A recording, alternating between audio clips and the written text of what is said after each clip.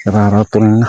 Kaya huling pitas na ito ng ang solusyon po ay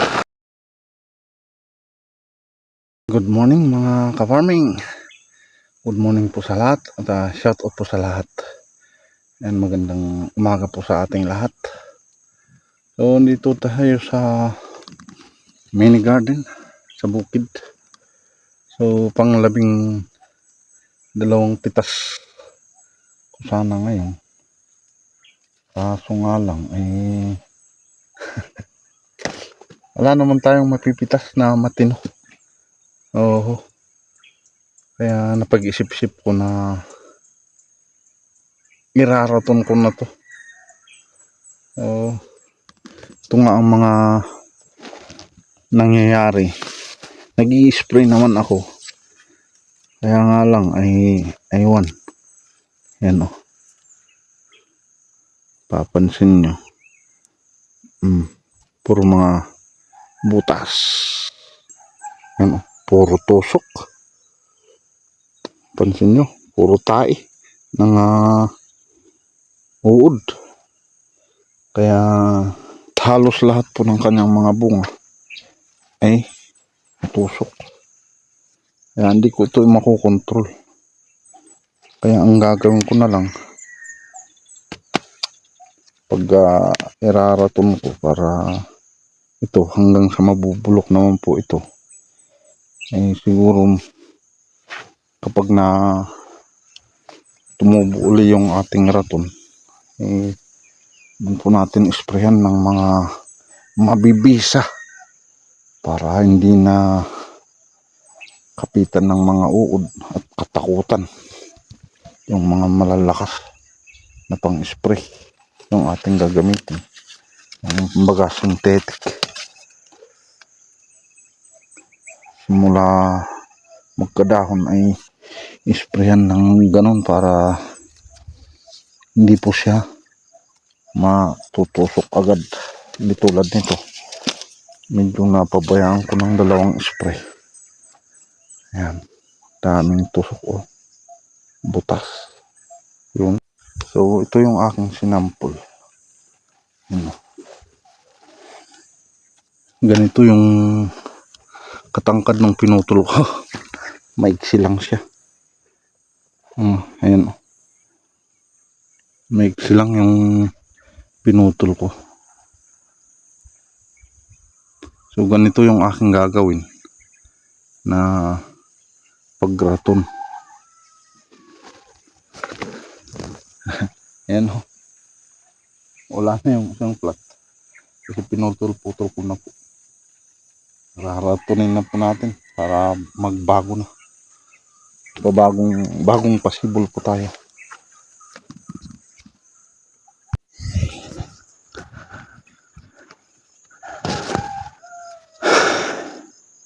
Ano? Puro butas. Yun. Puro sira. Mas marami yung sira. Hindi natin kayang na-control yung mga fruit borer. Dapat kasi tuloy-tuloy lang kung sa pag-i-spray. Saka yung medyo systemic na fungicide insecticide. Pero may solusyon naman po. Kaya lang maghihintay tayo ng 1 buwan. So ang balak ko po rito ay iraraton na. Kaya huling pitas na ito ng talong. Huling pitas ko na po. Iraraton ko na po para mapaganda na rin po ulit. Ito po medyo hindi natin kaya, sayang lang. Ang solusyon po ay yan po ang aking naisip na solusyon ng pagraton.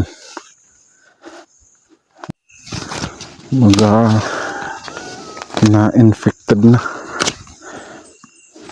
Talagang parang sakit din na kumalat. Sakit ng gulay. Parang sakit din ng gulay. Kumalat yung infection, nag-infected yung mga maning nila. Uod. Sayang, ganda. Pero ganito pag iraraton po natin, magbabago. Bagong usbong, bagong tubo, bagong bunga. Ay, so ganun po yung mangyayari. Magiging bago lahat. Bagong dahon, bagong bunga. Talagang ganun. Walang puhunan. Talagang hindi tayo makakabili ng mga magaganda at mabibisang pang-spray.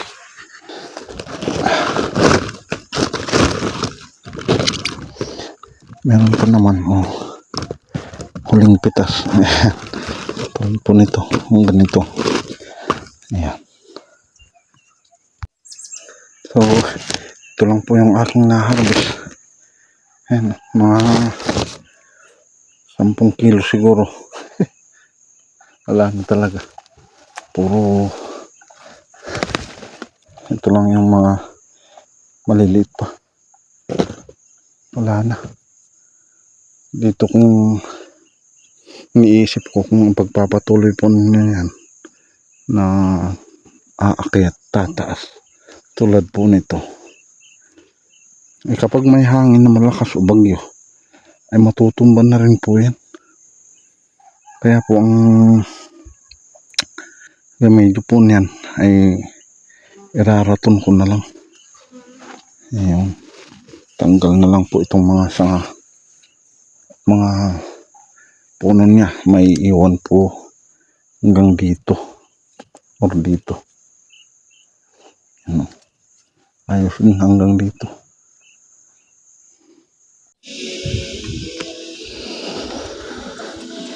So ito, simulan ko na rin itong haratonan. Ang aking gagawin ay medyo tataas ko siya ng konti. Ito.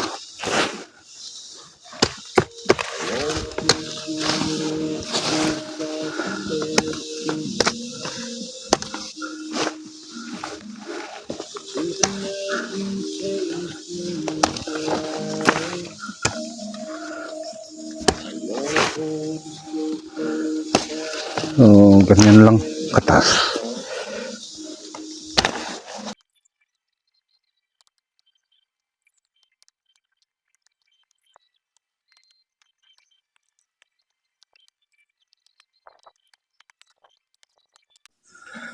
So, yan po yung aking na raton. Ito. Tanggal lahat ang puno. Pero itong kanyang punuan mismo ay naiwan. Dito lang yung sa taas yung aking tinagpas-tagpas. So, ayan. Dito, siguro dito maglalabas po siya ng mga sanga. Ayan, tulad po nito, magtutuloy po ito. Saka rito. Yung mga yan.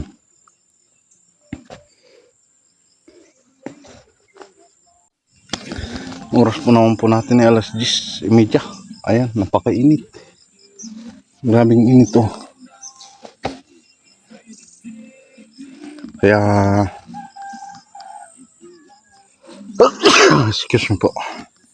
Kaya sumilong muna ako. Ayan oh. Ito ko sa puno ng bayabas. Silong muna. Mahirap po ang magkasakit. Lalo na ngayon ay sobrang init.